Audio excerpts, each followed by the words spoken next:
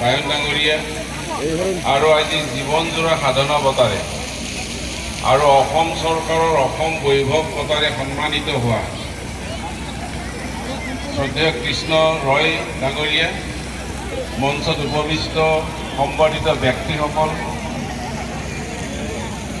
নাট্য সন্মিলনৰ কৰ্মকৰ্তাসকল, আদৰণীয় সমিতিৰ সভাপতি পুলক চৌধুৰী প্ৰমুখ্যে সদস্যসকল,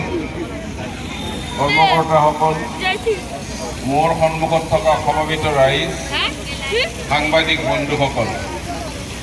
আজি মোক ইয়াত চিনাকি কৰি দিছে অসম চৰকাৰৰ প্ৰশাসনীয় বিষয়া হিচাপে, কিন্তু মই বৰপেটা জিলাৰ প্ৰাক্তন উপায়ুক্ত বুলি ক'লে বেছি আপোন বুলি ভাবোঁ। মই বৰপেটা ৰোড মোৰ কাৰণে অতি স্মৰণীয় এইকাৰণেই যে মই ওদালগুৰিৰ উপায়ুক্ত হৈ থাকোঁতে বৰপেটা ৰোডলৈকে আহিছিলোঁ 2012 চনত, আৰু অসম সাহিত্য সভাৰ হেমবৰুৱাৰ বঁটা মই ইয়াতে গ্ৰহণ কৰিছিলোঁ যেতিয়া ওদালগুৰিৰ উপায়ুক্ত হৈ আছিল। আৰু মই বৰপেটাৰ উপায়ুক্ত হোৱাৰ পিছত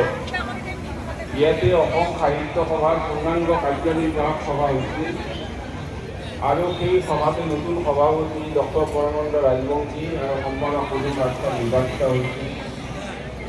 আৰু বৰপেটা ৰোডৰ ৰাসৰ মঞ্চত সদায় উপায়ুক্ত হিচাপে উপস্থিত আছিল। আজি মোক জনাই আহ্বান বিভিন্ন ব্যস্ততাৰ মাজতো আপোনালোকক দেখা পায়ে মই অতি আনন্দময় অনুভৱ কৰিছোঁ। আৰু আজি ইমান বিশিষ্ট ভাৰতবৰ্ষৰ কোনো ৰাজ্যতেই নাই, য'ত আছে তাত স্থায়ীভাৱে একটা পেণ্ডেল আছে, তাত মানুহে নাটক চাব পাৰে, কিন্তু আমাৰ ৰাতিটোৰ ভিতৰতেই ব্ৰাহ্মণ নাটক আমাৰ কাৰণে জীৱনৰ কাৰণে অতি প্ৰয়োজনীয় কলা, আৰু মই ভাবোঁ যে নতুন প্ৰজন্মই নাটকক আদৰি ল'ব আৰু নাটকৰ মাজেৰে ক'বলগীয়া বক্তব্য ৰাইজৰ মাজলৈকে লৈ যাব।